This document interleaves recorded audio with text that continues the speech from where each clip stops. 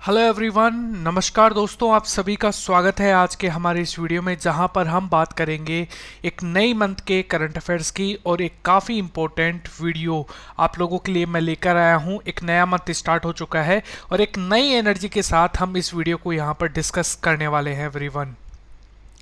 तो जल्दी से सभी लोग यहाँ पर वीडियो को फॉलो करेंगे। आपको हर एक क्वेश्चन ध्यान से पढ़ना है। क्या है आज का आपका पहला क्वेश्चन?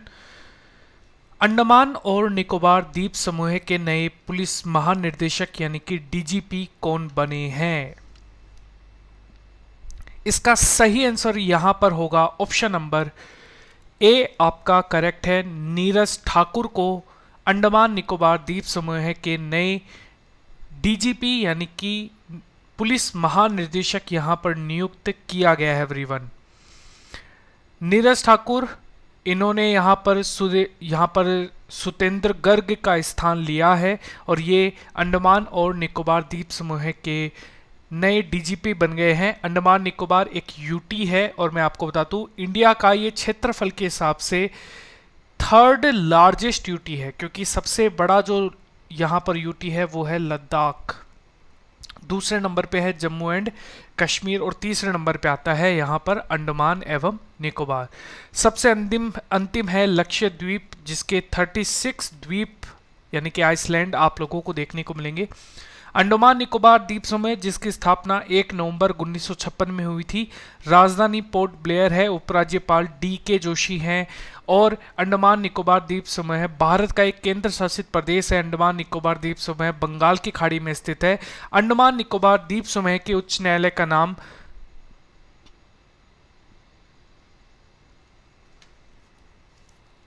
कथा उच्च न्यायालय सेल्यूलर जेल अंडमान निकोबार में स्थित है। इसके अलावा अंडमान निकोबार की सबसे ऊंची चोटी सैंड पीक, जिसकी ऊंचाई है 732 मीटर, 10 डिग्री चैनल यहां पर अंडमान द्वीप को निकोबार द्वीप के आपस में अलग करता है। भारत का एकमात्र सक्रिय ज्वालामुखी बैरन ज्वालामुखी यह भी अंडमान में ही देखने को मिलेगा। अंडमान निकोबार 3 द्वीपों का नाम अभी बदला गया है। रोस द्वीप का नाम अभी आपको पता है सुभाष चंद्र बोस द्वीप के नाम पर रख दिया गया है। इसके अलावा नील द्वीप शहीद द्वीप के नाम पर इनका नाम जो है वो रख दिया गया है। इसके अलावा यहां पर हैवलॉक द्वीप जो कि स्वराज द्वीप के नाम से भी जाना जाता है। केंद्र सरकार ने नेहरू संग्रहालय का नाम बदलकर क्या रख दिया गया है? प्रधानमंत्री संग्रहालय रख दिया गया है एवरीवन। केंद्र सरकार ने नेहरू संग्रहालय का नाम बदलकर प्रधानमंत्री संग्रहालय कर दिया गया है। इस संग्रहालय में देश के सभी पूर्व प्रधानमंत्री की यादों के सहारे यहां पर सहेज कर रखा गया है। स्थापना 14 नवंबर 1964 में हुई थी नई दिल्ली में। हुरुन रिसर्च इंस्टीट्यूट द्वारा रिपोर्ट हुरुन ग्लोबल U40 स्वयं निर्मित अरबपति 2022 में भारत किस स्थान पे है? चौथे स्थान पर। और जिसमें भारत 6 स्वयं निर्मित अरबपतियों के साथ चौथे स्थान पर है। इस रिपोर्ट में 40 साल का यह सबसे कम उम्र के दुनिया में स्वयं निर्मित अरबपतियों को रैंकिंग दी जाती है। हुरुन ग्लोबल U40 स्वयं निर्मित अरबपति 2022 रिपोर्ट के अनुसार मेटा के CEO मार्क जकरबर्ग 40 साल से कम उम्र के दुनिया के सबसे अमीर स्वयं निर्मित अरबपति बने हैं। अमेरिका 37, चीन 25 और यूनाइटेड किंगडम 8 जो है अरबपति यहां पर देखने को मिलेंगे इनमें। और रिपोर्ट जारी करता है हुरुन रिसर्च इंस्टीट्यूट। दुनिया की सबसे बड़ी एक्सप्रेस परिवहन और ई कॉमर्स कंपनी जिसका नाम है फेडेक्स के नए CEO कौन बने हैं? तो फेडेक्स के नए CEO राज सुब्रमण्यम को नियुक्त किया गया है। राज सुब्रमण्यम दुनिया के सबसे बड़े एक्सप्रेस परिवहन ई कॉमर्स कंपनी फेडेक्स के नए CEO बने हैं। फेडेक्स जिसकी स्थापना 5 मई 1971 में हुई थी। इसका मुख्यालय अमेरिका में आप लोगों को देखने को मिलेंगे। गोवा विधानसभा के नए अध्यक्ष कौन बने हैं? गोवा विधानसभा के नए अध्यक्ष है रमेश तावड़कर। भारतीय जनता पार्टी BJP के विधायक रमेश तावड़कर गोवा के विधानसभा के अध्यक्ष बन चुके हैं एवरीवन। विंग्स इंडिया पुरस्कार 2022 में सर्वश्रेष्ठ अंतर्राष्ट्रीय हवाई अड्डे का पुरस्कार किसने जीता है? तो ये जीता है ऑप्शन नंबर ए, केम्पेगौड़ा अंतर्राष्ट्रीय हवाई अड्डा बेंगलुरु ने।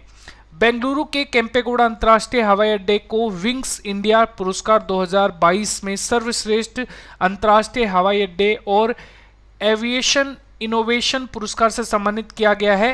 इनको यह अवार्ड ग्राहक केंद्र दृष्टिकोण, स्मार्ट नवाचार और अत्याधुनिक तकनीक अपनाने के लिए प्रदान किया गया है। विंग्स इंडिया पुरस्कार उद्योग जगत के सबसे अधिक मान्यता प्राप्त सम्मानों में से एक है और यह ग्राहक सेवा सुविधाओं और नवाचार के मूल्यांकन के बाद प्रदान किया जाता है।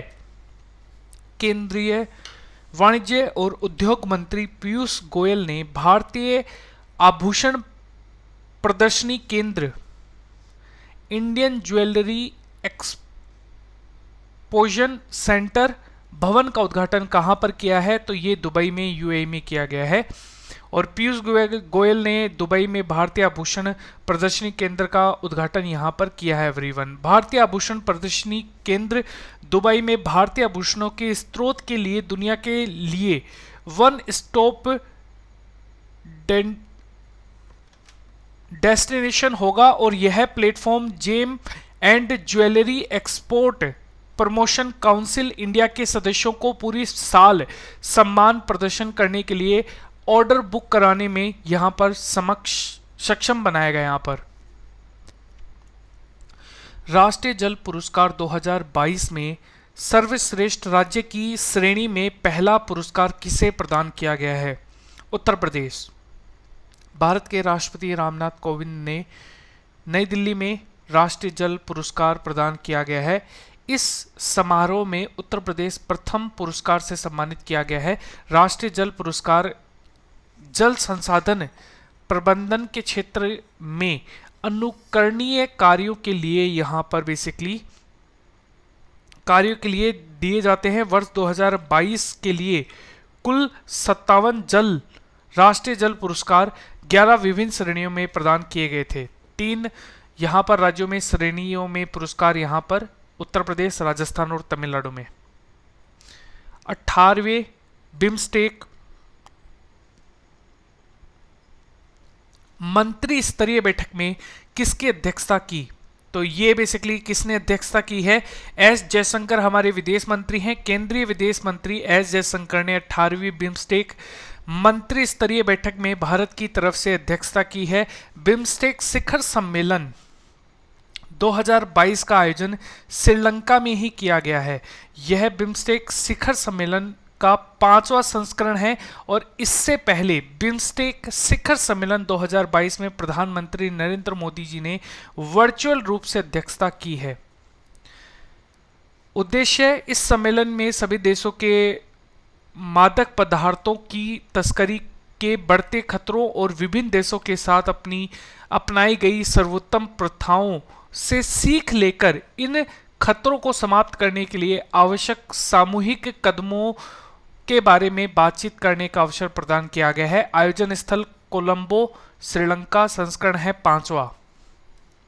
BIMSTEC bay of Bengal initiative for multi sectoral technical economic corporation, स्थापना 6 जून 1997। मुख्यालय इसका जो मुख्यालय है वो ढाका है, बांग्लादेश में, और सेक्रेटरी जनरल है तेंजिन लेकफेल। उत्तर पूर्वी उत्सव ईशान मंथन महोत्सव 2022 कहां पर आयोजित किया गया है? ईशान मंथन महोत्सव 2022 को नई दिल्ली में आयोजित किया गया है। केंद्रीय मंत्री हैं श्री जी किशन रेड्डी ने नई दिल्ली में इंदिरा गांधी राष्ट्रीय कला केंद्र में उत्तर पूर्वी उत्सव ईशान मंथन 2022 को शुरू किया। ईशान मंथन महोत्सव उत्तर पूर्वी भारत की संस्कृति, कला, संगीत, लोक नृत्य, हस्तशिल्प और पारंपरिक व्यंजनों से परिचित होने का अवसर प्रदान करता है। आज का आपका क्वेश्चन है, मतुआ धर्म महामेला 2022 का आयोजन कहां पर किया जाएगा, आपको बताना है कमेंट सेक्शन में। और हाँ, अगर आपको वीडियो पसंद आता है तो हमारे 200 लाइक का जो टारगेट है वो हमारा पूरा करने में हमारी हेल्प जरूर कीजिए। Thank you and keep smiling everyone. Thank you.